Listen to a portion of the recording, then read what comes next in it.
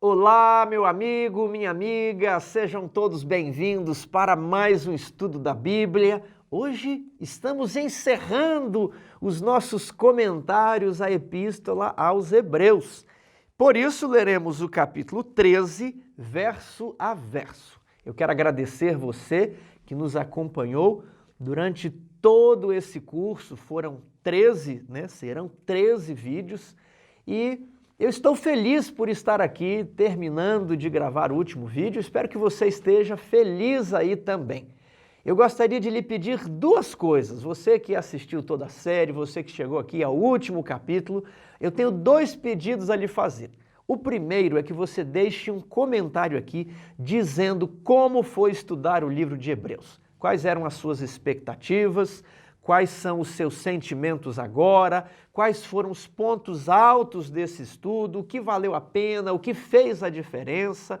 Ou se não fez a diferença, você também pode escrever. Eu lerei todos os comentários e eles nos ajudarão a pensar em um outro curso, sobre um outro livro da Bíblia. Então, seu comentário será muito importante. Se você quiser simplesmente agradecer também, fique à vontade. O meu segundo pedido é para que você compartilhe esse curso, Tem a playlist com os 13 episódios, você pode enviar a playlist, você pode enviar o episódio número 1. Eu gostaria que você compartilhasse com o maior número de pessoas possíveis. Você pode enviar para as pessoas da sua família, as pessoas da sua igreja, as pessoas do seu grupo de estudos da Bíblia, as pessoas que você entra em contato no trabalho. Olha, eu estudei o livro de Hebreus e foi muito bom. Esse material ele é de livre distribuição, você pode utilizar nos seus grupos de estudo, na sua igreja, em palestras, em qualquer local, tudo bem? Fique à vontade. Então, esses são os meus dois pedidos, que você deixe o seu comentário, Você que é guerreiro, que chegou aqui depois de 13 estudos, o livro de Hebreus não é fácil, talvez um dos mais complexos ali do Novo Testamento, ao lado de Romanos, ao lado de Apocalipse, mas nós estamos concluindo e certamente o nosso conhecimento se ampliou. Então deixe o seu comentário e compartilhe isso aqui nas suas redes sociais, no WhatsApp, no Facebook, no Instagram, para que mais pessoas também possam ser beneficiadas. Vamos então recapitular todos os temas que estudamos ao longo deste curso? Os primeiros 4 capítulos formam um bloco apresentando o personagem do nosso estudo, Jesus. Ele é filho de Deus, ele é filho do homem, ele é maior que os anjos, ele é o nosso rei, ele é o nosso sumo sacerdote, ele também é maior que Moisés, ele é o guia do povo. O povo ficou prostrado no deserto, mas por meio de Cristo, o povo conseguirá chegar na Jerusalém celestial. Depois, nós vimos que os capítulos 7, 8, 9 e 10 formam o núcleo teológico de Hebreus, especialmente os capítulos 8 e 9. Ali está o coração teológico, o coração da mensagem, que é a transposição do sistema judaico para o sistema cristão. Então, a antiga aliança com o seu tabernáculo, com o seu sistema de sacrifícios fica para trás e uma nova era é inaugurada. Só que o autor de Hebreus deu um puxão de orelhas ali nos destinatários de sua carta, porque o assunto seria profundo e nem todos estavam preparados para progredir no conhecimento e na ética cristã. Finalmente, nós temos o último bloco, que são as últimas palavras, as considerações finais, Podemos chamar ali de o apelo, a lista de pessoas que foram vencedoras pela fé e o convite no capítulo 12 para que avancemos, assim como os heróis da fé do capítulo 11 avançaram, para que possamos manter a perseverança no caminho da santidade. E agora são as despedidas, recomendações gerais para a vida cristã. Então, esse último capítulo de Hebreus, ele é muito parecido com os últimos capítulos das cartas escritas pelo apóstolo Paulo. Então, esse é um indicativo, é um argumento favorável àqueles que entendem ter sido Paulo o autor do livro de Hebreus. Eu chamo sua atenção para o vídeo da autoria de Hebreus, que está aqui no início desta série. Ali é discutido se foi Paulo, se foi uma terceira pessoa ou se foi Paulo de maneira indireta. Eu defendo esta última opção, porque o texto, a linguagem, o grego, não parece ser de Paulo, mas o conteúdo nos remete às cartas paulinas. Você viu as referências o tempo inteiro encontrando eco em outros livros do apóstolo Paulo. E este último capítulo, ele se assemelha aos fechamentos das cartas de Paulo. Então, vamos fazer outras referências aqui. Isso nos remete à possibilidade de que Paulo possivelmente ministrou sermões, cursos bíblicos, ele fez uma série de palestras sobre o conteúdo e alguém organizou, sistematizou tudo aqui e possivelmente pode ter entregado na mão de Paulo. Ele, olha, eu gostei muito do conteúdo e eu vou aqui enviar isso aqui para, de maneira geral, aos nossos discípulos, e vou colocar aqui uma despedida. Então, isso é possível de ter acontecido. Paulo sendo o autor de Hebreus, mas de um modo indireto. Uma outra pessoa organizou e escreveu o assunto nas suas próprias palavras. E quem sabe Paulo acrescentou aqui este último capítulo nas suas próprias palavras. Alguns pensam que este capítulo foi acrescentado posteriormente para parecer realmente que foi Paulo. Mas não temos evidências disso. Não temos nenhum manuscrito com todos os 12 capítulos e apenas o capítulo 13 ausente. Entendemos que todos os 13 capítulos estavam ali no manuscrito, no papiro original, do autógrafo, do documento original da carta aos Hebreus. Agora, vamos para Hebreus capítulo 13, verso 1. Seja constante o amor fraternal, que todos possam amar de maneira intensa, não apenas por palavras, mas por atos, que todos possam se enxergar como irmãos de uma mesma família. As famílias devem viver em amor, e mesmo que na igreja haja pessoas de famílias diferentes, lugares diferentes, países diferentes, todos devem se tratar como irmãos. Imagine um país que está vivendo em guerra. Na igreja você terá pessoas das duas nacionalidades, principalmente as igrejas de fronteira. Eles devem se tratar com amor fraternal. Verso 2. Não negligencieis a hospitalidade, pois alguns, praticando-a sem o saber, acolheram anjos. A recomendação da prática da hospitalidade é uma constante em todo o Novo Testamento. Você vai encontrar várias referências de que os irmãos deveriam ser hospitaleiros, que eles deveriam ajudar os que estão viajando. Imagine uma época onde hotéis, pousadas, postos de gasolina, vamos trazer aqui para a nossa realidade, pontos de apoio, eram muito inferiores ao que temos nos dias de hoje. Então, os missionários e mesmo irmãos que estavam ali trabalhando para o Senhor, eles tinham dificuldade de se deslocar. Hoje é muito fácil você se deslocar. Por meio de um celular, por meio de vários aplicativos, você consegue já marcar inúmeros serviços, mas naquela época as pessoas nem sabiam para onde iam. Muitos pais da igreja se conheciam apenas por cartas, e em alguns momentos eles se encontravam pessoalmente.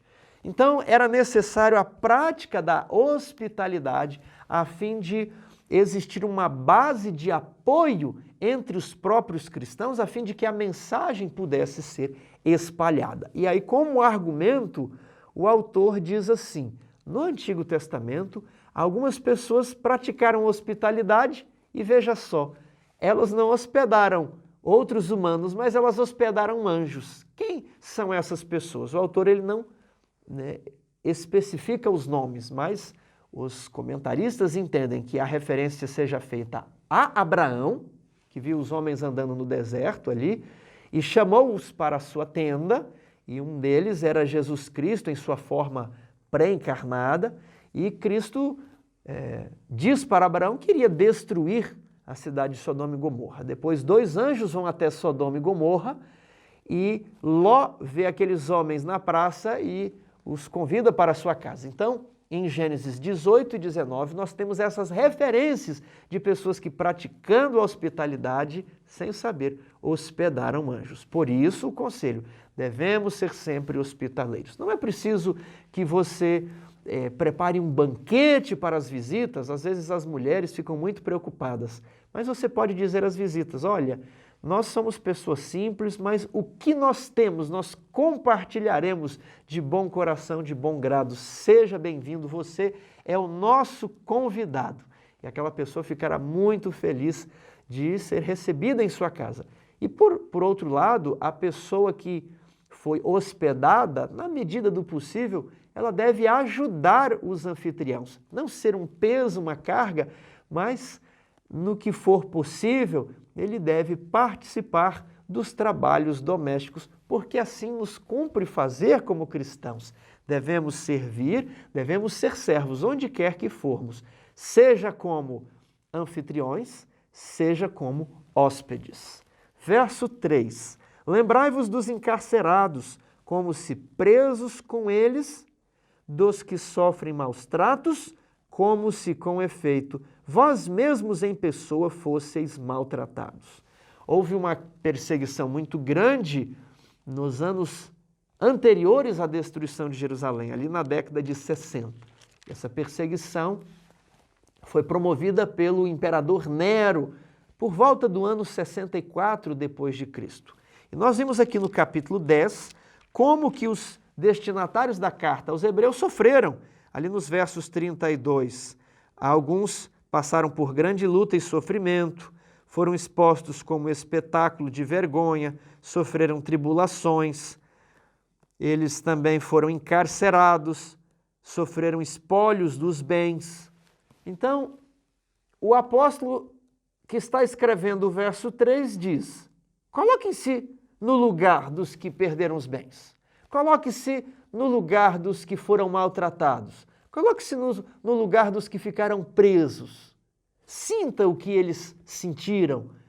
Tente se alimentar do que eles se alimentaram. E aí você vai ter no seu coração brotando o amor fraternal, a solidariedade para com os que sofreram aquilo que você imaginou pudesse ter acontecido com você. E o Espírito Santo vai fazer brotar no coração dessas pessoas um auxílio, uma ajuda, para que eles possam se apoiar mutuamente.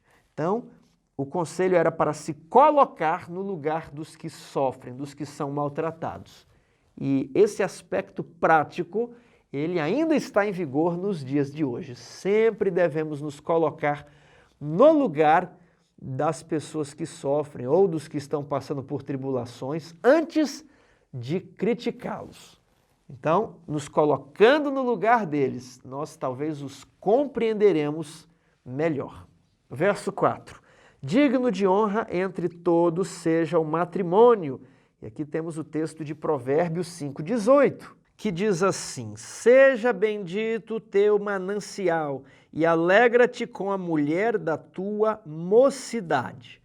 Então, a esposa, aquela que o acompanha desde a adolescência, desde a juventude, o esposo, aquele que está ao seu lado, desde quando vocês brincavam juntos, depois foram amigos, adolescentes, jovens, se namoraram, se casaram, passaram um aperto ali para conseguir comprar o carro, a moto, a casa, para mobiliar a casa.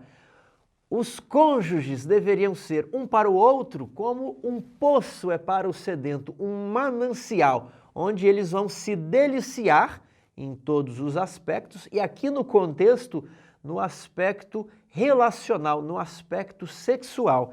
Então, que a mulher seja para o esposo um manancial e vice-versa. Alegra-te com a mulher da tua mocidade, aquela que te acompanha desde muito tempo. Eu acho essa expressão muito bonita.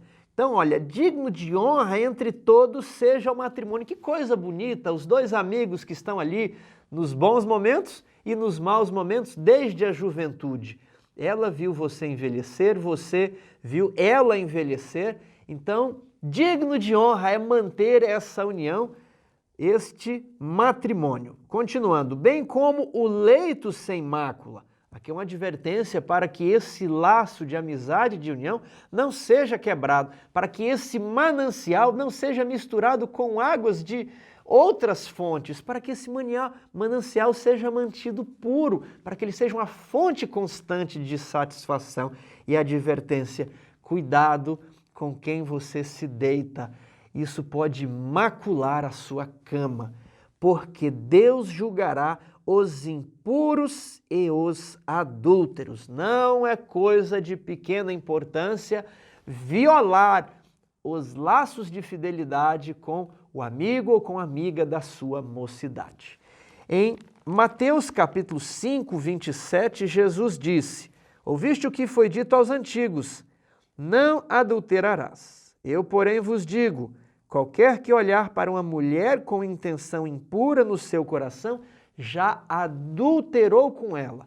É claro que o propósito primário desse texto, ele é o leito literal, é o pecado do adultério na sua forma carnal. Mas Jesus, ele expande a ideia de pureza para o aspecto do olhar, para o aspecto do pensamento. E isso nós temos no final do verso 4. Deus julgará os impuros e os adúlteros. A nova aliança, ela eleva as regras. A nova aliança, ela é mais sublime, ela é mais profunda, ela é mais exigente. Então, o mandamento não proíbe apenas o se deitar e macular o leito, mas proíbe o que onde os olhos se fixam e onde a mente se fixa. As pessoas não devem ter pensamentos impuros, nem olhar para uma pessoa do outro sexo com intenções impuras, porque senão ele cometeu adultério e Deus julgará os impuros e os adúlteros. Veja agora o texto de Efésios 5, verso 5. Sabei, pois isto, nenhum incontinente ou impuro, ou avarento, que é idólatra, tem herança no reino de Cristo e de Deus. Então, a impureza agora no aspecto das palavras, das piadas impuras, das conversas de duplo sentido, daquilo que vai alimentar pensamentos impuros, pensamentos de adultério, olhares de adultério. Então, o apóstolo está dizendo para que seja a sua esposa, o seu esposo, a fonte de toda satisfação, um manancial de águas frescas.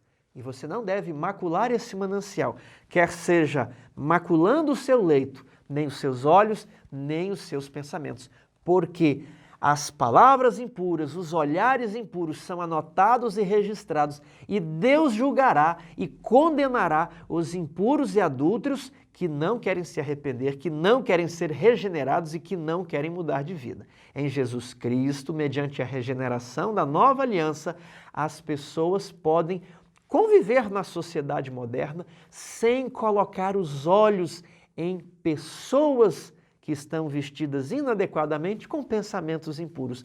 É possível obter essa vitória mediante a fé em Jesus Cristo. Vamos adiante, verso 5. Seja a vossa vida sem avareza, contentai-vos com as coisas que tendes. 1 Timóteo, capítulo 6, verso 8. Tendo sustento e com que nos vestir, estejamos contentes. Então, não procure enriquecer. É claro que se você quiser melhorar de vida, não há nenhum problema nisso. Mas a tendência da sociedade moderna é querer buscar a riqueza para amanhã, para a semana que vem. Planos arrojados, fique rico em tantos dias, fique rico em tantos meses e aumentar o seu patrimônio várias vezes, vai fazer o dinheiro trabalhar para você e a pessoa começa a ter uma vida muito materialista. E o apóstolo está dizendo, seja a vossa vida sem avareza. Perceba que tivemos ao longo dos outros estudos instruções mais abstratas, mais teológicas, o santuário do céu, Jesus, assenta-te à minha direita. Agora, tudo isso daí tem que ser posto em prática. como é que a nova aliança vai regenerar você? O que é que a sua vida precisa de reforma? E aqui, olha, amar o próximo, amar os irmãos de maneira constante e fraternal.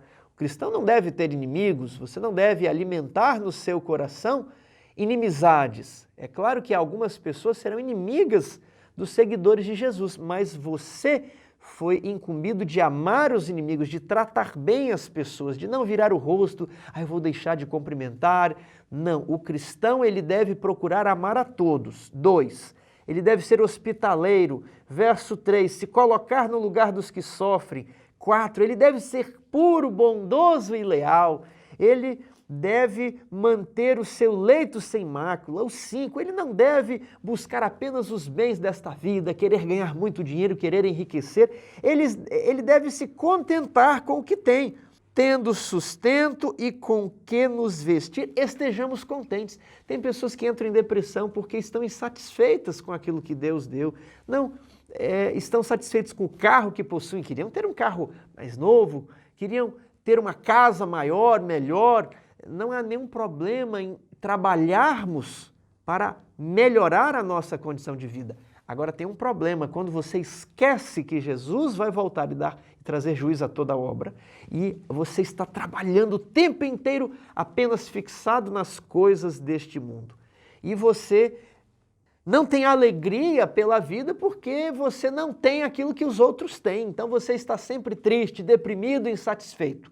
Você deve estar alegre, satisfeito com aquilo que Deus lhe deu. Porque Deus tem dito, e aí ele vai citar o Antigo Testamento, de maneira alguma te deixarei, nunca jamais te abandonarei. Eu gosto de ler esse texto para as pessoas e pedir que elas coloquem o seu nome no início. Tiago, de maneira alguma te deixarei. Tiago, nunca, jamais te abandonarei. Faça isso, faça esse exercício. O texto está lá em Deuteronômio 31, versos 6 a 8, e também em Josué. Eles tinham uma difícil missão de conquistar a terra de Canaã. Algo terrível, passariam por pressões inimagináveis para nós. Mas Deus nunca os abandonaria, nunca os deixaria, a não ser que eles mesmos abandonassem o caminho de Deus. E muitas vezes Deus está ali paciente, procurando resgatar as ovelhas que caíram no precipício. 6.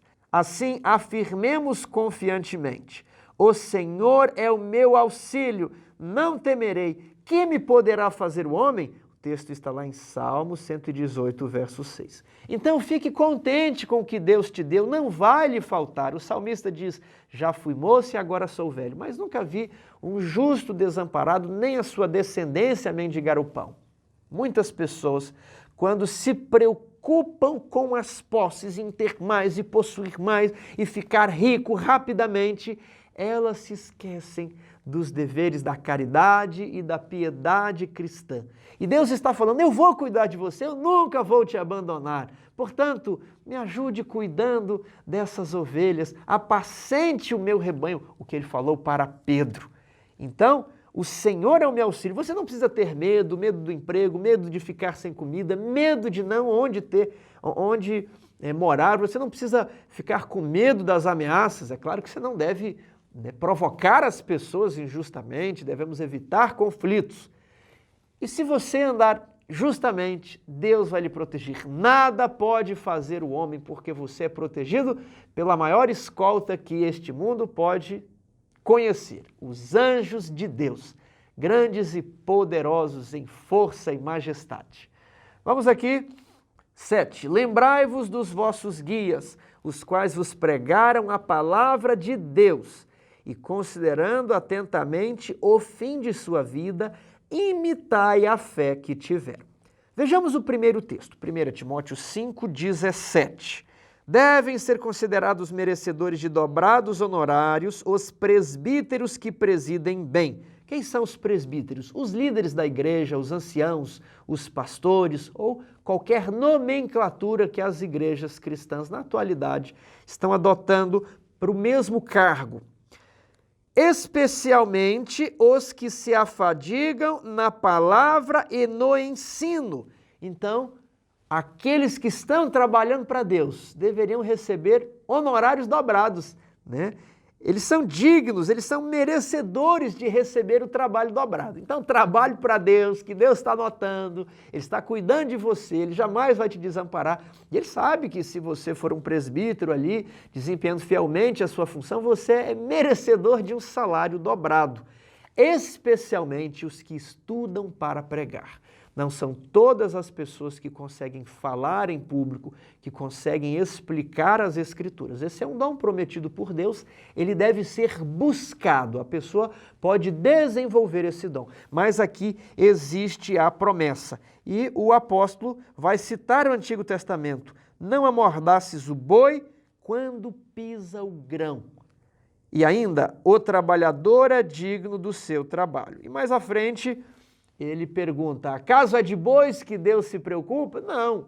Eu estou trazendo aqui uma ideia do Antigo Testamento dizendo: se o ministro, se o presbítero, se ele se afadiga para preparar uma boa mensagem, dar um bom estudo bíblico, ele é digno de merecedores de dobrados honorários, os que presidem bem, especialmente os que se dedicam na explicação das Escrituras. Então, lembrai-vos dos vossos guias, os quais vos pregaram a palavra de Deus. Depois, considerando atentamente o fim de sua vida, imitai a fé que tiveram. Filipenses 3,17. Irmãos, sede imitadores meus e observai os que andam segundo o modelo que tende em nós. Veja aqui uma outra carta de Paulo, com a escrita muito parecida com Hebreus capítulo 13, verso 7. Existem líderes bons e líderes ruins. Quais líderes devem ser imitados? Ora, os que praticaram mal, os que fizeram coisas erradas, esses não devem ser imitados, mas devemos imitar aqueles que andam segundo o modelo que tende em nós. Então lembre-se disso, há bons líderes e há líderes que não estão seguindo a sua vida conforme a palavra de Deus. 8. Jesus Cristo, ontem e hoje, é o mesmo e o será para sempre. Ali em Malaquias 3:6 está escrito: eu, Senhor, não mudo. Então, os atributos do caráter de Deus, eles são eternos. O amor, a justiça, a misericórdia. E na cruz do Calvário, a justiça e a misericórdia se beijaram. A justiça que exigia a execução dos transgressores e a misericórdia que exigia uma nova chance. Esses dois princípios se encontram em Jesus na cruz. Eu sou o Senhor, eu não mudo. E ali em Atos 1, verso 11, os discípulos estavam olhando Jesus, que havia acabado de ascender aos céus, quando dois anjos lhes disseram: varões galileus, que estáis olhando? Este mesmo Jesus que foi assunto ao céu, virá do mesmo modo que o vistes subir. Na Bíblia King James, existe essa partícula, mesmo, este mesmo Jesus. Ela está subentendida em outras traduções também. Então Jesus, ele retornará. Como é que Jesus retornará? Será um espírito? Ele virá na forma de um anjo? Ele virá na forma de um espírito desencarnado, uma alma sem corpo? Não. Ele virá, é o mesmo Jesus. Este mesmo Jesus que andou aqui na terra, que terá as suas mãos perfuradas, que terá a sua fronte machucada, este mesmo Jesus, ele retornará.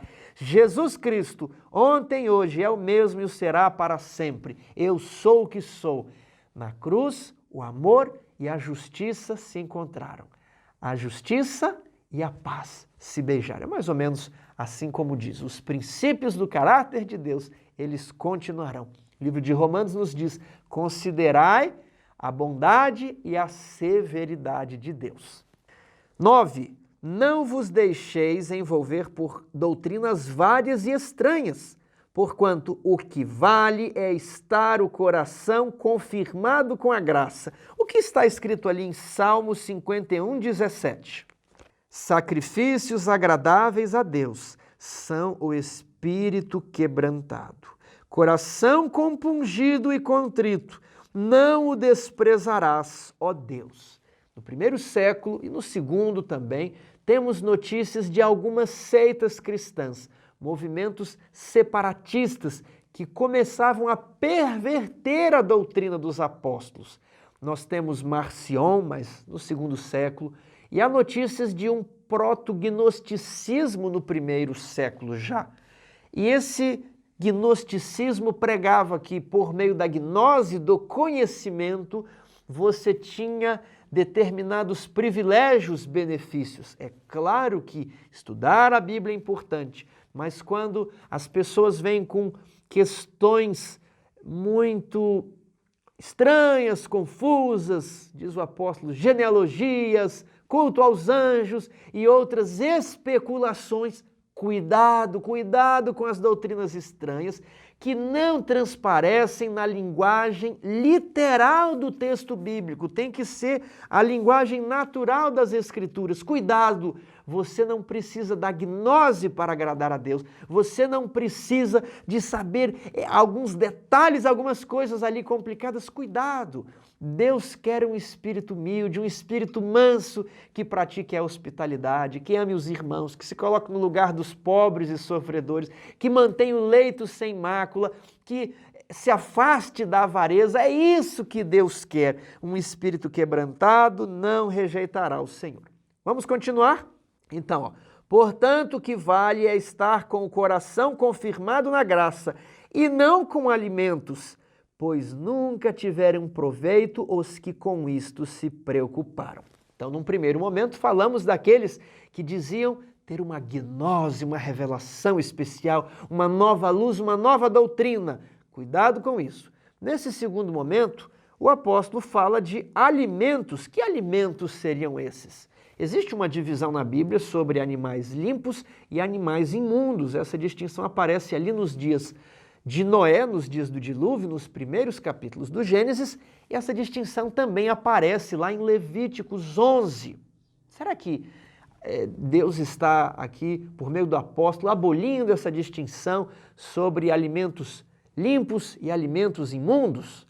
Não, não é isso que está sendo tratado aqui. Tiago, como sabemos? É só lermos o verso 10. Possuímos um altar do qual não tem direito de comer os que ministram no tabernáculo. Ou seja, os alimentos de que o autor de Hebreus está falando são alimentos cerimoniais. Então, vamos ter os aspectos cerimoniais na nossa mente agora. Vamos voltar aqui para o verso 9 e vamos ler Isaías capítulo 1, versos 11 a 17. De que me serve a mim a multidão dos vossos sacrifícios? Diz o Senhor, estou farto dos holocaustos de carneiros e da gordura de animais cevados, não me agrado do sangue de novilhos, nem de cordeiros, nem de bodes. Quando vindes comparecer perante mim, quem vos requereu só pisardes nos meus átrios? Não continueis a trazer ofertas vãs, o incenso é para mim abominável, e também as luas novas, os sábados e a convocação das congregações.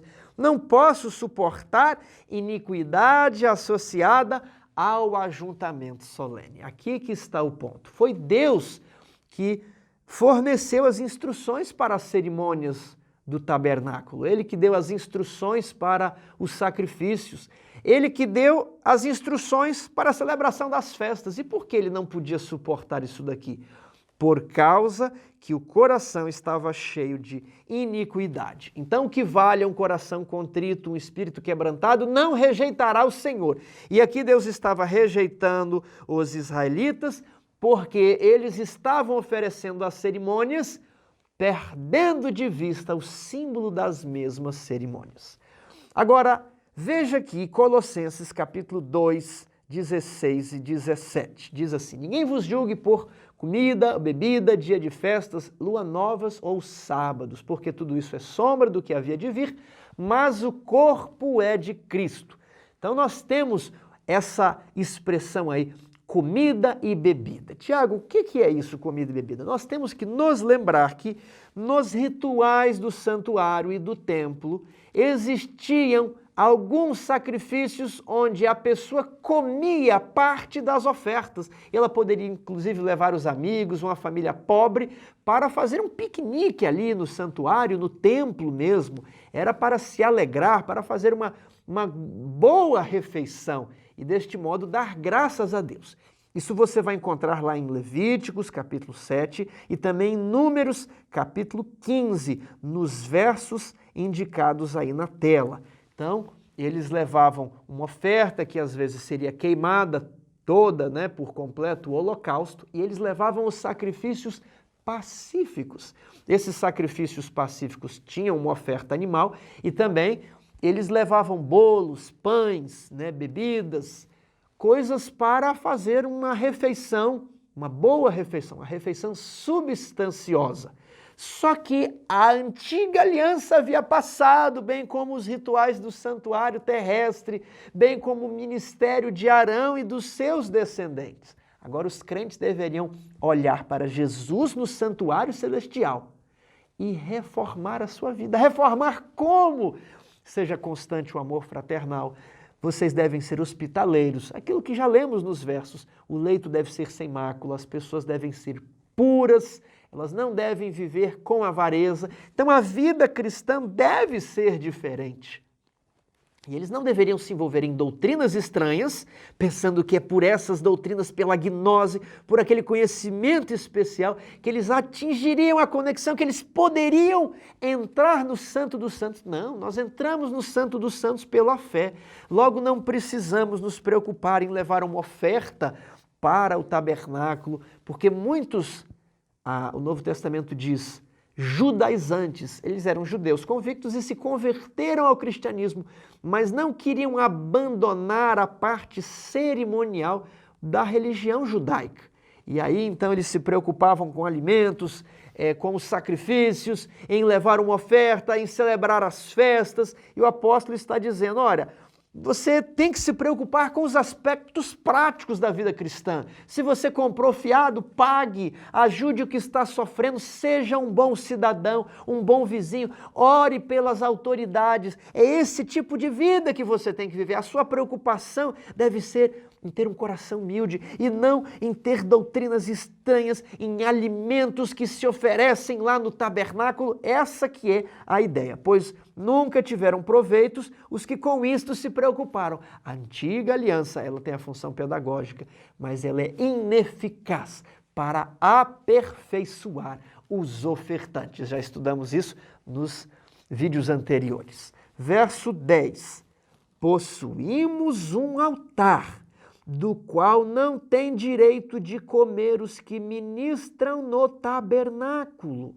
Você então vai se lembrar que os sacerdotes que ministravam no tabernáculo terrestre, eles ofereciam, quando as ofertas eram oferecidas, eles podiam participar da carne que era queimada, que era assada sobre o altar. Eles entravam em alguns momentos aqui dentro do primeiro compartimento e comiam essa carne.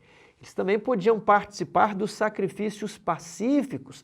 As pessoas, elas então iam ao santuário e tanto os sacerdotes como os ofertantes, em algumas ocasiões, faziam as suas refeições ali.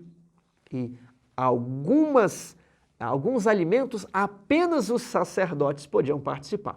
Isso poderia gerar, assim, uma distinção. Ora, aquela pessoa ele é muito importante, porque apenas ele pode participar do que é oferecido sobre o altar. O sacerdote, só ele pode entrar aqui no primeiro compartimento e se alimentar daquela carne.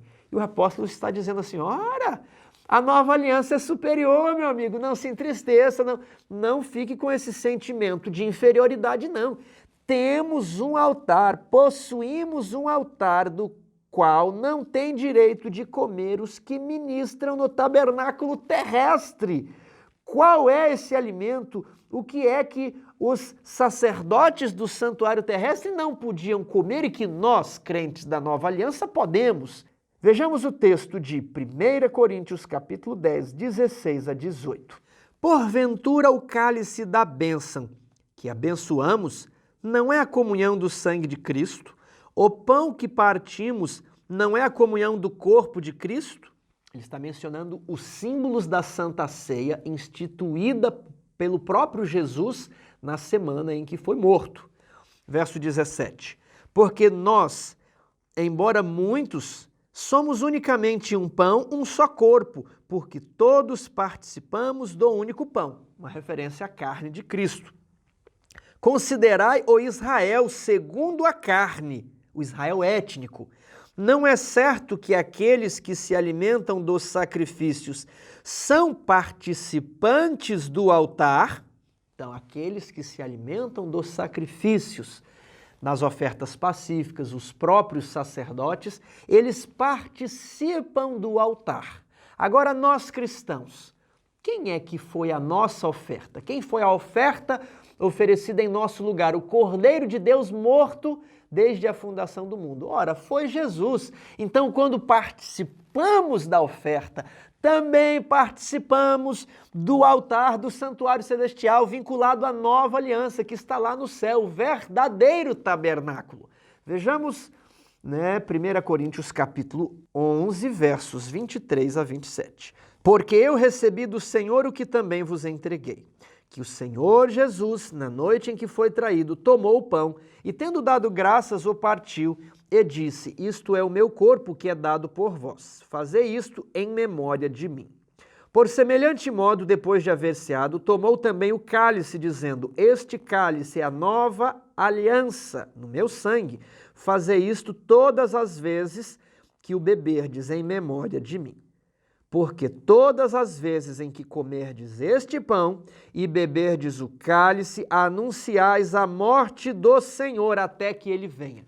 Então, há uma recomendação expressa do apóstolo Paulo e do próprio Jesus, dizendo que os cristãos deveriam manter a cerimônia instituída na semana em que Jesus foi traído, ali depois de celebrar a Páscoa com os seus discípulos, ele lavou os pés de todos e repartiu o pão e o vinho. Tiago, o que é comer o pão? O pão ele é uma referência ao corpo de Cristo, que é o pão da vida. Então, quando você estuda a sua Bíblia, quando você se aprofunda nos ensinos de Jesus, dado por intermédio dele nos evangelhos, e os ensinos de Jesus, dado por intermédio dos profetas nos demais livros, você está participando do corpo de Cristo. Agora, não basta conhecer na teoria. Você vai se aprofundar nos ensinos dos escritos inspirados e vai praticá-los também. E participar do sangue, tomar ali o suco de uva é participar do sangue, é permitir que o sangue, que o precioso sangue de Cristo purifique a sua vida dos seus pecados e transforme o seu coração e possa constranger você no íntimo para que você deseje servir a Jesus e andar como ele andou. Essa é a ideia de participar do pão e do vinho. Agora, você participa dos símbolos lá na igreja, numa cerimônia da Santa Ceia, mas deve viver de acordo com estes símbolos. Verso 27. Por isso, aquele que comer o pão ou beber o cálice do Senhor indignamente será réu do corpo e do sangue do Senhor. Ou seja, ele vai ser culpado de ter crucificado a Jesus. Por quê? Porque ali na Santa Ceia é revivido, é relembrado a morte do nosso Senhor Jesus. Como ele padeceu sob a coroa de espinhos, os insultos, os cravos, a via crucis, a tortura ali ao pé da cruz, então os insultos, e ele ali participa dos símbolos. Então ele conhece a nova aliança, ele conhece o caminho para a salvação. E ele participa daquilo ali, mas de modo indigno, sem permitir que a sua vida seja transformada. Quando Jesus voltar, ele será culpado como que tendo crucificado o próprio Cristo, como os soldados, como os líderes romanos e os líderes judeus, que conhecendo Jesus, tendo visto ou ouvido dos sinais que Jesus fizera, não creram nele, foram incrédulos, não viveram pela fé. E serão condenados quem participa desse alimento, do corpo e do sangue de Cristo, de maneira indigna, vai para o fogo, sob acusação de ter participado da crucifixão de Jesus. Então, muitos que estavam ali trabalhando no templo, mesmo depois que Jesus já havia morrido, eles viram que esse véu aqui, o segundo véu, ele foi rasgado de alto a baixo, por uma mão invisível e misteriosa. Mas mesmo assim, eles não reconheceram que Jesus era o Cordeiro de Deus, que Jesus era tipificado por essas ofertas. Então eles continuaram aqui nessas cerimônias, nesses serviços que já tinham passado, eles não podem participar do alimento que nós podemos participar. Verso 10, possuímos um altar do qual não tem direito de comer os que ministram no tabernáculo, aqueles que ainda estão se recusando a reconhecer Jesus como o Messias. Vejamos o texto de 2 Coríntios capítulo 3, versos 14 a 16. Mas os sentidos deles se embotaram, pois até o dia de hoje, quando fazem a leitura da antiga aliança, o mesmo véu permanece, não lhe sendo revelado que em Cristo é removido. Mas até hoje, quando é lido Moisés, o véu está posto sobre o coração deles.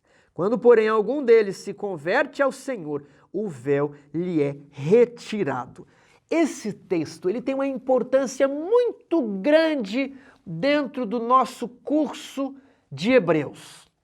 O curso de Hebreus, como já falamos, ele está retirando o véu dos olhos dos leitores, ele está demonstrando que, capítulo 7, o ministério de Arão, capítulo 8, a antiga aliança, capítulo 9, o tabernáculo terrestre, e aí chega no capítulo 10, que é a conclusão dessa progressão lógica, desse raciocínio, tudo isso passou, tudo isso apontava para Cristo. Agora vivemos em novidade de vida, vinculados a uma nova e superior aliança, com os olhos fitos pela fé lá no santuário celestial, onde Jesus Cristo se assentou à destra do Pai e depois ele adentra no mais interior do santuário para dar início à obra do juízo. Então, o sistema antigo passou e nós devemos, pela fé, manter os olhos nesse novo sistema. É isso que o livro de Hebreus está fazendo, a transição do sistema judaico para o sistema cristão. Muitos não conseguiam ver isso. Mesmo o apóstolo tendo citado vários textos do Antigo Testamento, assenta-te à minha direita até que eu ponha os teus inimigos debaixo dos teus pés.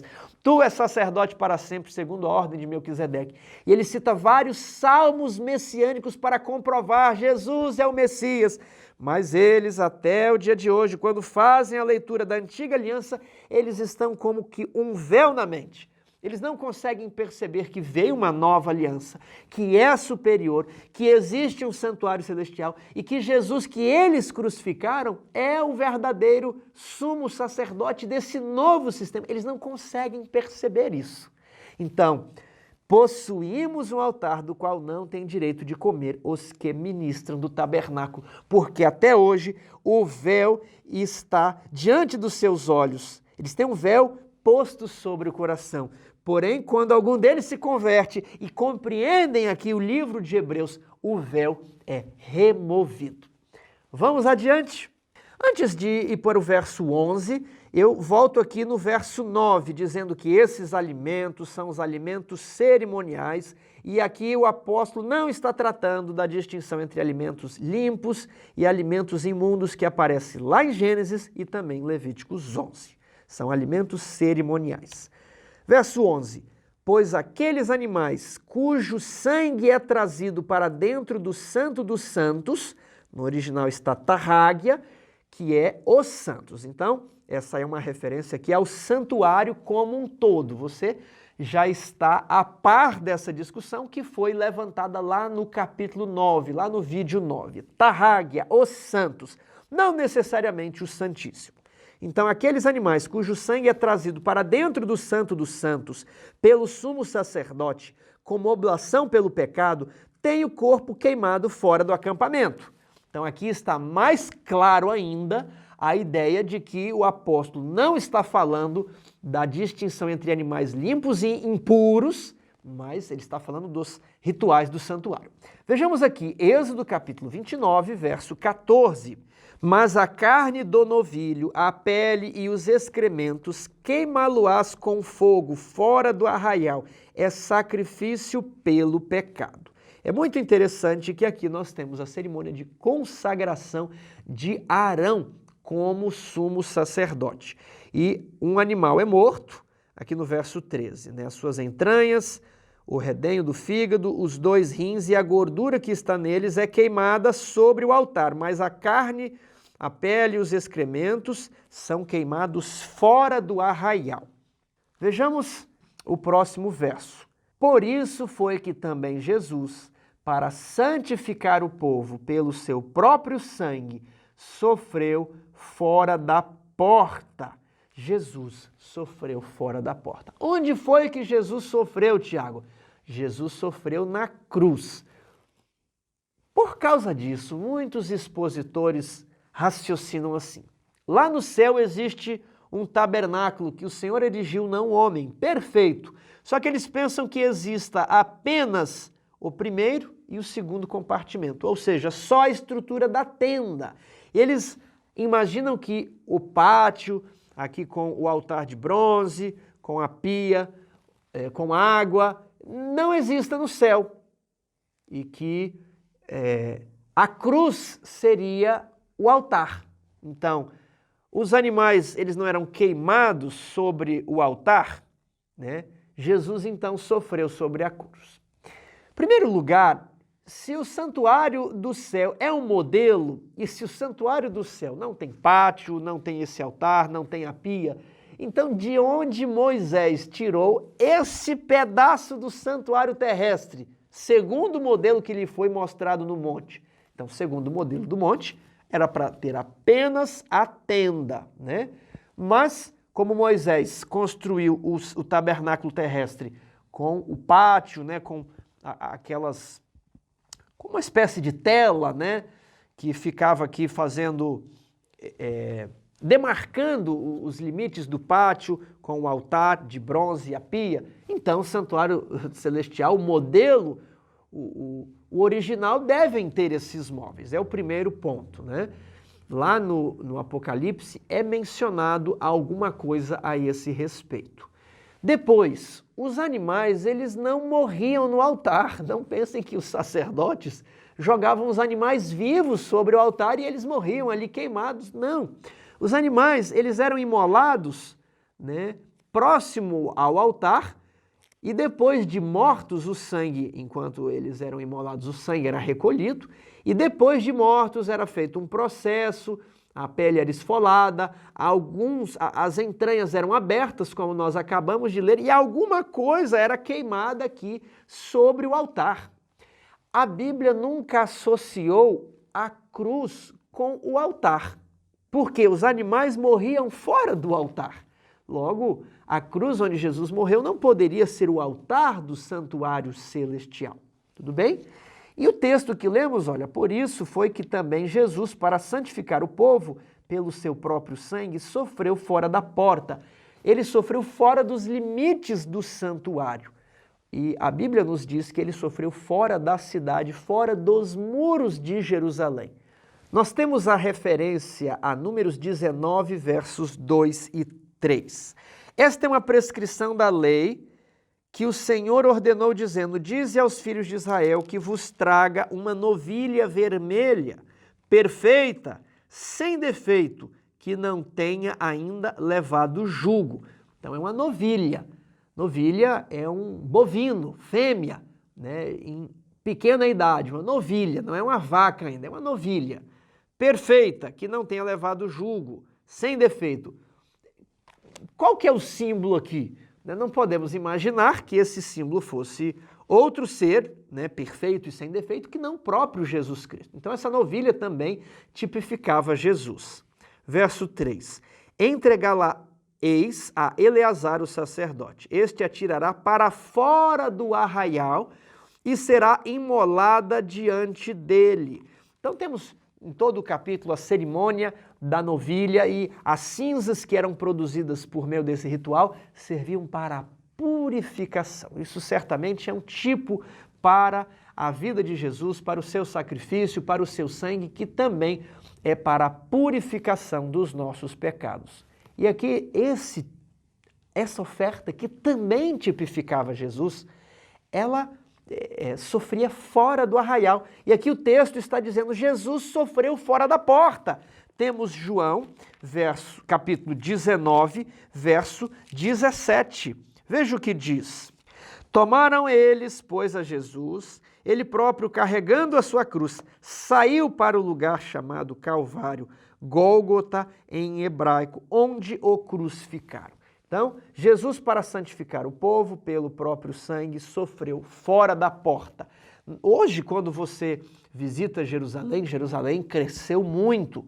E você talvez não tenha noção que nos locais onde são apontados como possivelmente tendo sido o Calvário, existe lá a Igreja do Santo Sepulcro e existe também o Jardim da Tumba, um local de tradição católica, outro de tradição cristã. Hoje eles estão englobados ali na cidade de Jerusalém, mas no primeiro século a cidade era muito menor. Todos os dois lugares estavam fora das portas, tanto da cidade como também do templo. Verso 13. Saiamos, pois, a ele, fora do arraial, levando seu vitupério. Aqui foi mencionado o texto de Atos, capítulo 5, verso 41. Por que eu inseri esse texto aí? Porque os discípulos, eles ficaram alegres de estarem sofrendo por amor a Cristo.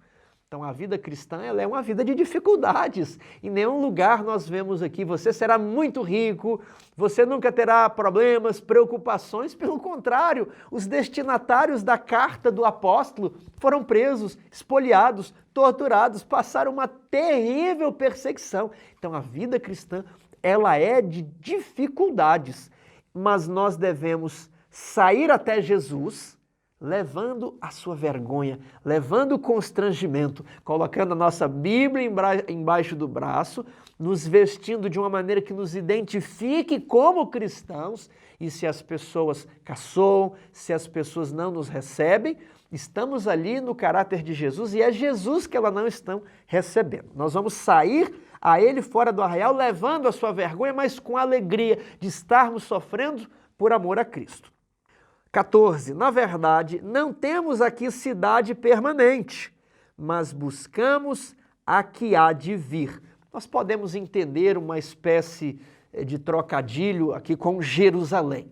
Jerusalém é a cidade permanente do povo judeu e muitas esperanças estão na cidade física, né? E eles não têm aqui uma cidade, então saiamos levando o seu vitupério.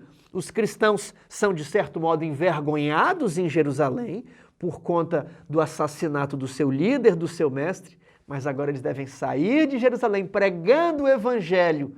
E o que eles vão dizer nessa pregação? O nosso líder foi assassinado. Nós saímos de Jerusalém carregando o seu vitupério, carregando a vergonha, mas por amor a Cristo vamos espalhar essa história para todos os povos, para todas as nações. Não temos uma cidade, não precisamos ficar presos em Jerusalém, não precisamos ficar presos à Terra Santa como se ela tivesse um poder especial. É muito bonito visitar Jerusalém, é um local onde eu tenho uma enorme alegria, onde eu sempre quero voltar. Mas temos que nos lembrar que a nossa pátria é a pátria celestial. Não temos aqui cidade permanente, mas buscamos a que há de vir. A ideia já apareceu em Hebreus 11, versos 9, 10 e 16. Olha, pela fé peregrinou na terra da promessa como em terra alheia, habitando em tendas com Isaque e Jacó, herdeiros com ele da mesma promessa. Quem? Abraão.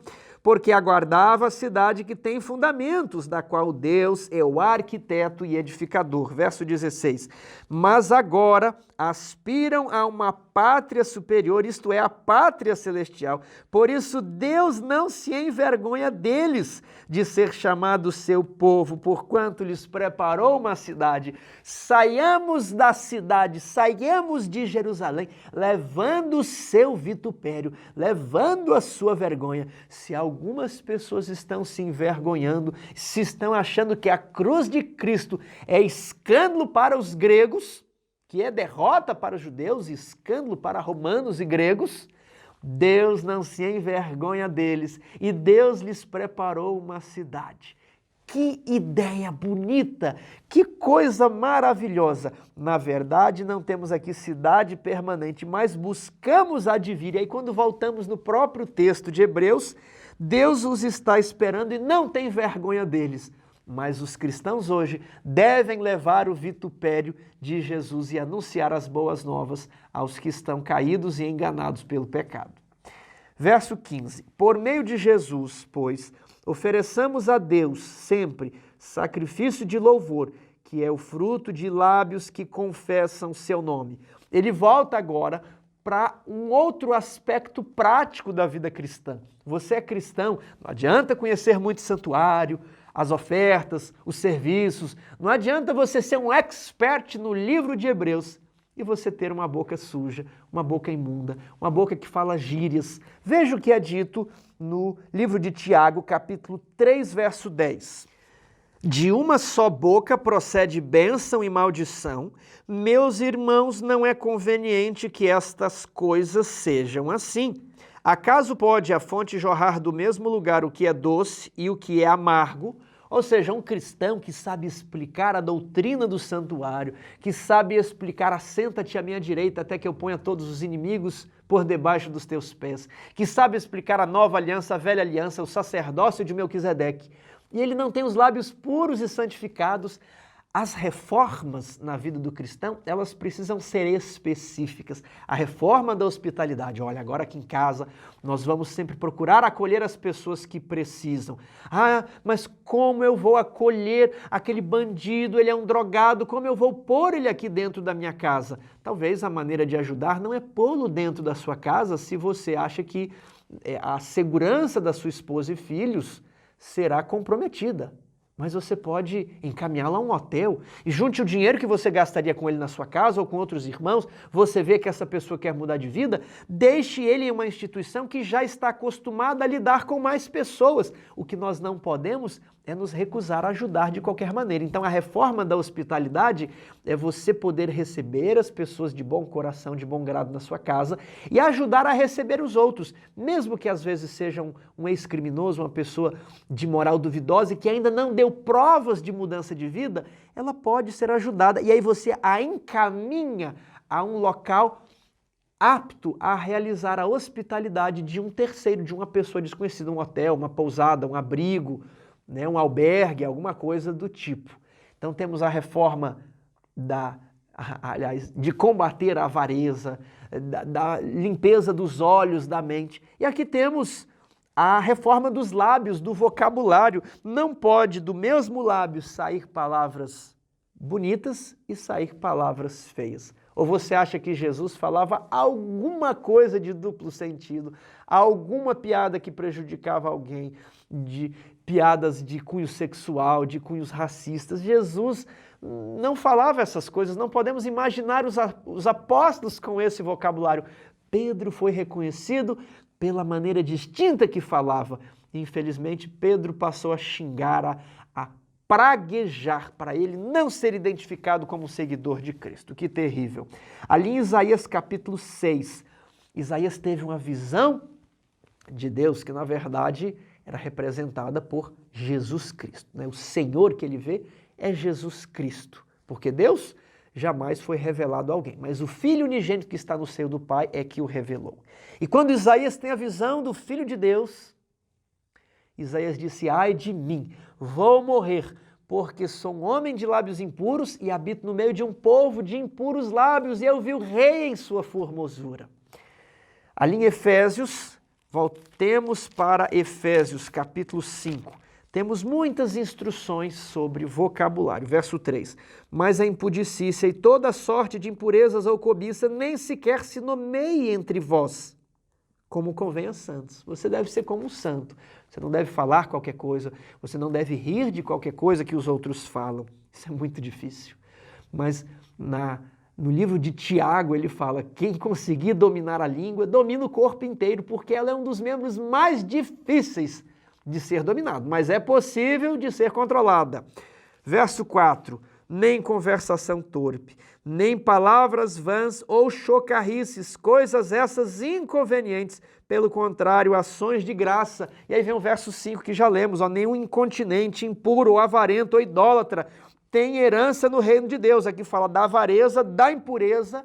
Então, tudo está interligado. Você quer compreender sobre o santuário, o livro de Hebreus, toda aquela questão intrincada da qual já falamos, mas a sua vida prática deve estar alinhada com essa elevada profissão de fé. Temos o texto de Sofonias, que é uma promessa. Sofonias 3:9. Então darei lábios puros aos povos, para que todos invoquem o nome do Senhor e os sirvam de comum acordo. Meu amigo, se você tem dificuldade com os seus lábios, Deus vai lhe dar a vitória, porque Ele deu a vitória para Pedro. Pedro espraguejou naquele dia para dizer: eu não sou seguidor de Jesus. Mas quando lemos as cartas do apóstolo Pedro, nós vemos instruções para manter os lábios santificados. E aqui está a promessa: Deus vai lhe dar um lábio puro para que você possa fazer parte dos 144.000, aqui em Apocalipse 14:5, nos quais não se achou mentira na sua boca, não tem mácula. Dos vários aspectos destacados pelo apóstolo João em Apocalipse, ao lhe descrever os que venceram a besta, ao ele descrever os que venceram os poderes das trevas, ao ele descrever aqueles que seguem o Cordeiro para onde o Cordeiro vá, ele não destacou a hospitalidade, a avareza, ele destacou justamente a linguagem deles. Então, a linguagem é muito importante. Olha, por meio de Jesus, pois, ofereçamos a Deus sempre sacrifício de louvor, que é o fruto de lábios que confessam o seu nome, lábios puros e santificados. 16. Não negligencieis igualmente a prática do bem e a mútua cooperação, pois com tais sacrifícios Deus se compraz. Com tais sacrifícios, não com os sacrifícios que ainda eram realizados lá em Jerusalém, no templo de Herodes, no templo terrestre. Aqueles sacrifícios já haviam perdido o seu valor pedagógico. Deus se compraz ali em Salmos 51:17, com um espírito quebrantado, um coração contrito não rejeitará o Senhor. É com isso que Deus se compraz. Em 1 Samuel 15:22, nós temos o episódio entre Saul e Samuel. Saul estava perdendo os seus soldados que estavam com medo da guerra, o seu exército estava fugindo e ele não esperou Samuel e decidiu ele mesmo fazer o sacrifício. Ou seja, ele estava focado muito no ritual e não na obediência a Deus. Ele estava focado na cerimônia, em fazer o culto ali de uma maneira mecânica. Ele oferece o sacrifício, depois aparece Samuel e disse assim: quem te deu autorização para realizar esse sacrifício? Não, mas eu ofereci o sacrifício como honra e louvor a Deus. E aí Samuel diz assim: melhor é obedecer do que sacrificar. Melhor é a obediência do que a gordura de carneiros. Melhor é seguir exatamente o que o Senhor nos ensinou, o que os seus apóstolos nos instruíram. 17. Obedecei aos vossos guias e sede submissos para com eles. E eu coloquei alguns textos aqui. Por quê? Porque essa ideia de ser submisso aos guias causa algum problema. Vimos que existem bons guias na igreja e guias maus. O próprio apóstolo Paulo diz que depois da sua partida, lobos vorazes penetrariam e devorariam o rebanho. Então, nos dias de Jesus, a igreja de Deus estava cheia de líderes maus. E Jesus diz: o ladrão vem somente para roubar, matar e destruir, né? Mas eu sou o bom pastor. Aqueles que não entram pela porta, e Jesus também era a porta, eles são os que entraram por outro lugar. Eles não são os verdadeiros pastores. Eles não têm o cuidado do rebanho. Então existem líderes bons e líderes maus. Anás e Caifás, que foram sumos sacerdotes, eles eram líderes maus, líderes perversos. O sinédrio dos dias de Jesus havia se apostatado completamente dos princípios da justiça. Condenaram o homem justo. Depois perseguiram seus apóstolos. Será que os apóstolos deveriam ser submissos a esses líderes? É isso que gera polêmica. Então, como devemos ser submissos e a quais líderes devemos ser submissos? 1 Coríntios capítulo 11, verso 1. Sede meus imitadores, como também eu sou de Cristo. Então você deve se submeter ao apostolado de Paulo e ser um imitador de Paulo. Por quê? Porque é Paulo líder? Não, porque Paulo imitava Jesus. Então, o líder ele precisa imitar Jesus para que ele então possa ser imitado. Segundo texto, Atos 4, 19 e 20. Mas Pedro e João lhes responderam: julgai se é justo diante de Deus ouvir-vos antes a vós outros do que a Deus, pois nós não podemos deixar de falar das coisas que vimos e ouvimos. Os líderes da igreja da época, que ainda era a igreja de Deus, ali Anás, Caifás e os líderes do Sinédrio, não queriam que os apóstolos pregassem o nome de Jesus. E eles disseram assim: ora, nós não podemos nos submeter a vocês nesse aspecto. Por que nós não podemos submeter a vocês? Eles ainda eram a igreja de Deus. Israel só seria rejeitado como representante de Deus, viu? Paulo diz que o povo de Deus não foi rejeitado, há lugar para todos na nova aliança. Então, a nação só seria rejeitada como representante de Deus após a morte de Estevão, após se completar aquele período onde a nova aliança seria firmada. Firmarei uma nova aliança com muitos por uma semana. 3 anos e meio serviço de Jesus, 3 anos e meio serviço dos apóstolos. Então isso aqui é antes da morte de Estevão. E eles disseram: olha, nós não podemos nos submeter a vocês neste ponto. E o próximo texto é Atos 5, capítulo 28 e 29, um texto muito conhecido. Dizendo: expressamente vos ordenamos que não ensinasseis nesse nome, contudo encheste Jerusalém de vossa doutrina e quereis lançar sobre nós o sangue desse homem. Então Pedro e os demais apóstolos afirmaram: antes importa obedecer a Deus do que aos homens. Os líderes de Israel eram os líderes dos discípulos. Eles eram judeus, eles estavam ali ainda, antes da formação, da separação da igreja cristã. Eles não se entendiam como uma nova igreja, eles se entendiam como judeus da igreja judaica. Mas quando os líderes não imitavam a Cristo, aqueles líderes não podiam ser imitados. E eles disseram: olha, nós precisamos ser muito sinceros. Preferimos obedecer a Deus do que a vocês. Se obedecermos a vocês, estaremos ferindo a nossa consciência. Então, obedecer aos vossos guias e sede submissos para com eles, enquanto eles estão vivendo uma vida de santidade, segundo a palavra de Deus. Agora, cuidado para que o espírito de anarquia não seja instaurado na igreja. Não é porque o pastor, o ancião ou o diácono, eles têm uma opinião e outra, e você, não, eu não concordo, onde está isso na Bíblia? Não. A divergência deve ser muito clara. O ministro, para que ele não seja seguido, ele deve estar assim em franca e clara oposição com o texto da Bíblia. Então, deixe as diferenças de lado, as picuinhas, as pequenas coisas. Vamos obedecer os nossos líderes, só cuidado quando o desvio é aberto, porque senão qualquer coisinha a pessoa vai querer dizer: antes importa obedecer a Deus que os homens, e aí instaura-se um espírito de acusação, um espírito de inquisição, um espírito de anarquia, e não é esse o propósito de Deus para a sua igreja. Então vamos lá, obedecer aos vossos guias e sede submissos para com eles, pois velam por vossa alma, como quem deve prestar contas. E aqui temos o texto base, João capítulo 10. Vamos ver o que Jesus ensinou em João capítulo 10. O ladrão vem somente para roubar, matar e destruir. Eu vim para que tenham vida e a tenham em abundância. Eu sou o bom pastor. O bom pastor dá a sua vida pelas ovelhas. É nesse contexto que Jesus morre.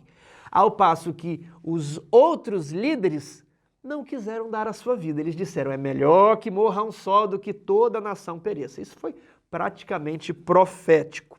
Verso 12. O mercenário, que não é pastor, a quem não pertencem as ovelhas, vê vir o lobo, abandona as ovelhas e foge. Então o lobo as arrebata e as dispersa. Os líderes da igreja judaica não davam tudo o que tinham pelas suas ovelhas. Criou-se ali um espírito elitista, um espírito de separação dos que estavam em dificuldade, dos publicanos, das prostitutas. Jesus era inclusive criticado por pregar a estrangeiros, por pregar a samaritanos, por pregar a pessoas que estavam em vida de pecado e que tinham interesse de mudar. Jesus foi criticado por isso. Então os líderes da igreja de Israel eram mercenários, né? 13. O mercenário foge porque é mercenário e não tem cuidado para com as ovelhas. Eu sou o bom pastor, conheço as minhas ovelhas e elas me conhecem a mim. Então, olha, pois velam por vossa alma. Esse é um outro aspecto do guia, do verdadeiro guia, aquele que você deve obedecer. Continuando, para que façam isto com alegria e não gemendo. Então, não é para fazer com tristeza, né? Obedeça ali o diácono, o pastor, os presbíteros, na medida que eles imitam a Cristo, na medida que eles velam por vossa alma, com alegria. Faça isso com prazer. Mesmo, muitas vezes você vai ter que abrir a mão de uma opinião, de uma ideia, de uma sugestão, mas o cristianismo prega a humildade e a submissão. Para que façam isso com alegria e não gemendo, porque isso não aproveita a vós outros. Há um outro texto importante que é 1 Pedro, capítulo 5, versos 2 a 4. Pastoreai o rebanho de Deus que há entre vós, não por constrangidos, mas espontaneamente, como Deus quer, não por sorte da ganância, mas de boa vontade. Eu vou virar pastor que eu quero enriquecer. Vou abrir uma igreja para mim, vou começar uma nova religião. Imagina o dízimo de cada pessoa, cada membro vai ser um salário por ano, né, que eu vou ter. Ele vai pagar 10%, né? Então, não por sorte da ganância. Esse não é o espírito. Vou ser pastor porque tem uma vida muito boa. Não é esse o espírito. Eu vou fazer isso aqui por vergonha, não por constrangido. Isso tem que ser espontâneo, cuidar do rebanho. 3. Não é para pastorear o rebanho como dominadores dos que vos foram confiados, antes tornando-vos modelos do rebanho. O que é o dominador? Ele tem palavras autoritárias. Olha, você não faça isso, você está proibido, e ele sempre quer fazer as coisas pela força. Ele está disciplinando, e pouco caso ele faz se tiver que sacrificar uma pessoa do rebanho. O que importa é a sua autoridade, que não pode ser desafiada, não pode ser desrespeitada. Esse não é o líder que imita Cristo. Veja como Jesus lidava com os discípulos quando ninguém queria lavar os pés. Jesus mesmo lavou os pés. Então temos aqui, olha, Jesus se tornando o modelo do rebanho. Jesus queria ensinar a humildade, ensinar que as pessoas devem servir. E aí ninguém queria servir, então Jesus vai lá e vai ser o primeiro, ele vai servir. Tem líderes que não querem descer da sua cadeira, e eles não querem sequer ir à casa do outro, porque vai demonstrar fraqueza, é ele que tem que vir até mim. Cuidado com o espírito do autoritarismo. Verso 4. Ora, logo que o Supremo Pastor se manifestar, recebereis a imarcessível coroa de glória. Eu sou o bom pastor. O bom pastor dá sua vida pelas ovelhas. O mercenário, aquele que não é pastor, a quem as ovelhas não pertencem, vê vir o lobo, abandona o rebanho e foge. Mas o verdadeiro pastor fica ali. Ele toma a chuva, o calor do sol, ele enfrenta as dificuldades, mas ele está ali fielmente pastoreando o rebanho, sabendo que um dia, quando o Supremo Pastor, o pastor dos pastores se manifestar, ele vai ter a consciência limpa para receber a sua recompensa, para receber os seus dobrados honorários, viu? O pastor que não teve uma vida de avareza, ele vai receber naquele dia a recompensa. Verso 18. Orai por nós, pois estamos persuadidos de termos boa consciência. Outro aspecto prático que é recomendado aos cristãos. Não ter a consciência culpada, não achar, eu acho que eu fiz errado, isso aqui está me pesando a consciência. Você precisa ter a consciência leve, não deve ter nada que lhe esteja dizendo, isso aqui é um erro. Atos 23, verso 1. Fitando Paulo os olhos no sinédrio, disse, varões, irmãos, tenho andado diante de Deus com toda a boa consciência até o dia de hoje. Ou seja, Eu tenho consciência do que eu estou fazendo está certo e eu estou tranquilo sobre isso. Eu não estou com medinho, será? Não. Eu tenho uma boa consciência. Vejamos o que mais Paulo diz em 1 Timóteo, capítulo 1, verso 19.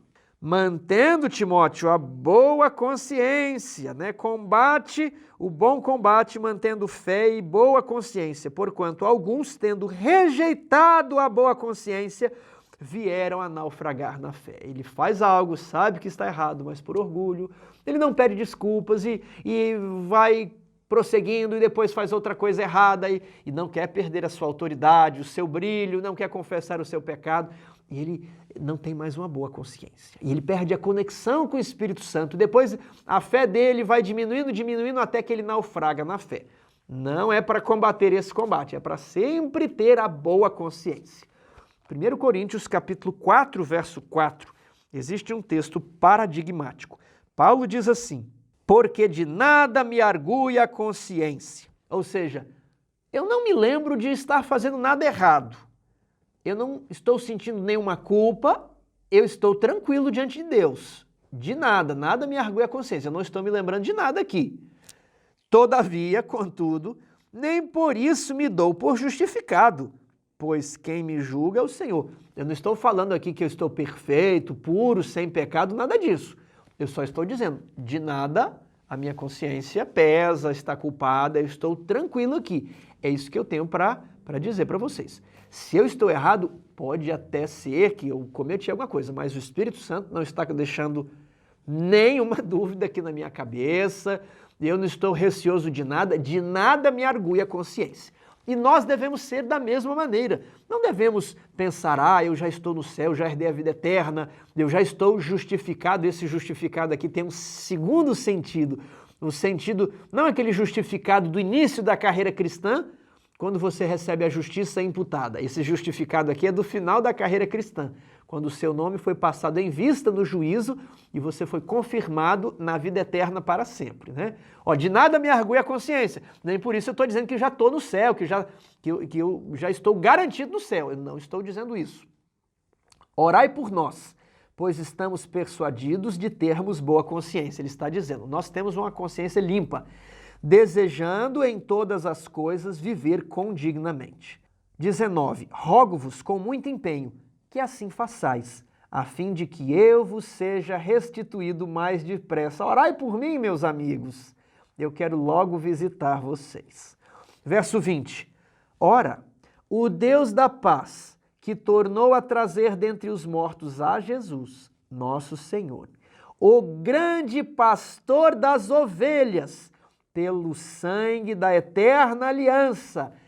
Olhe os dois aspectos condensados aqui em Hebreus 13, 20. Por isso citamos ali João 10, 11.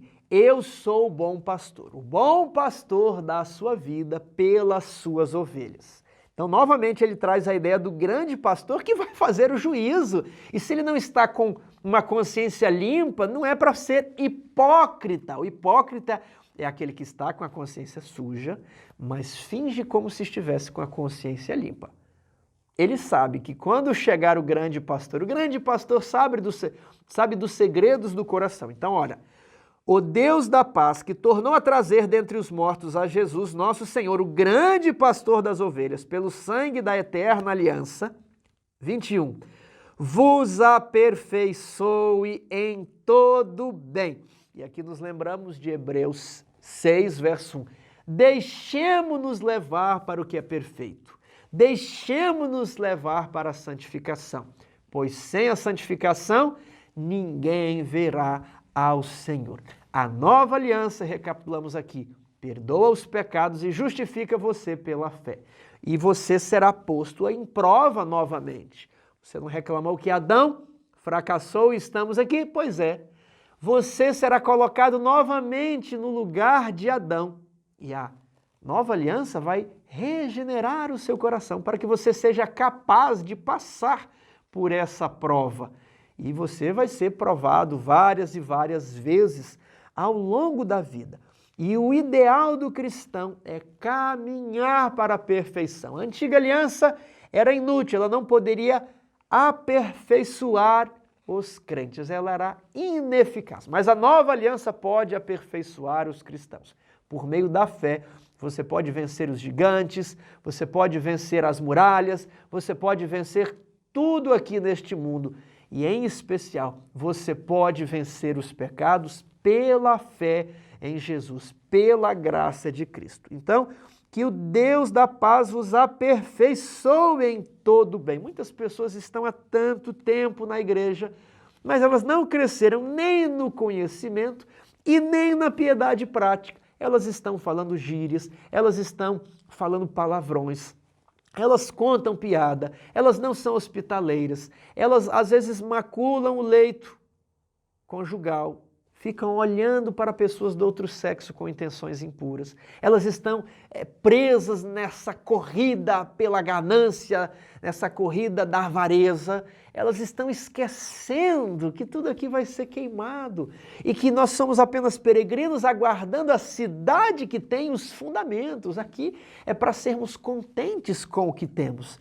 Então, a ideia é que o Deus da paz, vos aperfeiçoe em todo bem, para cumprirdes a sua vontade, operando em vós o que é agradável diante dele. Por Jesus Cristo, a quem seja glória para todos sempre. Amém. 22. Rogo-vos ainda, irmãos, que suporteis a presente palavra de exortação. Eu não quero ninguém chateado, ninguém ofendido, Aqueles que são muito sensíveis. Eu mandei uma carta aqui que feriu as minhas sensibilidades. Não, eu quero que vocês aceitem de bom grado, olhem para vocês mesmos antes de reclamar da carta, Vejam o que é possível de mudar aí, vamos ser humildes, vamos ter o coração contrito e vamos permitir que Deus nos aperfeiçoe. Que suporteis a presente palavra de exortação, tanto mais quanto vos escrevi resumidamente. 23. Notifico-vos que o irmão Timóteo foi posto em liberdade. Que alegria, Eles estavam ali preocupados com o irmão Timóteo, que havia sido preso por causa de alguma perseguição, mas olha, eu estou avisando a vocês aqui em primeira mão, Timóteo está livre. Com ele, caso venha logo, vos verei. Eu e Timóteo, se for rápido, se for possível, se ele chegar até onde eu estou rapidamente, nós vamos aí fazer uma visita a vocês. Isso é um forte indício de que Paulo está por detrás da carta aos Hebreus. 24. Saudai todos os vossos guias, os líderes da igreja, bem como todos os santos. Os da Itália vos saúdam. 25. A graça seja com todos vós. Meu querido amigo, chegamos ao fim deste curso, chegamos ao fim desta jornada. Eu espero que o Espírito Santo tenha iluminado a sua vida, dirigido os seus passos. Eu espero que a graça de Cristo tenha penetrado no seu coração, não apenas permitindo que a sua mente compreendam os assuntos um tanto quanto complexos da doutrina do santuário, mas que a graça de Deus também tenha regenerado a sua mente e que a lei de Deus tenha sido escrita em cada nervo do seu ser, para que com o passar do tempo a sua vontade seja fazer a vontade de Deus. Mais uma vez eu peço que você deixe o seu comentário dizendo a sua impressão sobre o curso e, na medida do possível, compartilhe este curso com os seus amigos, familiares, com os seus irmãos de fé na igreja, com os grupos de estudo. Inscreva-se no nosso canal, continue aqui estudando conosco e um dia, quem sabe, juntamente com Paulo e Timóteo, todos nós nos reencontraremos e que este dia venha logo. Queridos irmãos, que nós venhamos a nos manter firmes, que a nossa fé venha a estar viva, que a nossa vida seja de santidade e que Deus vos abençoe e vos guarde. É o meu desejo e a minha oração. Amém.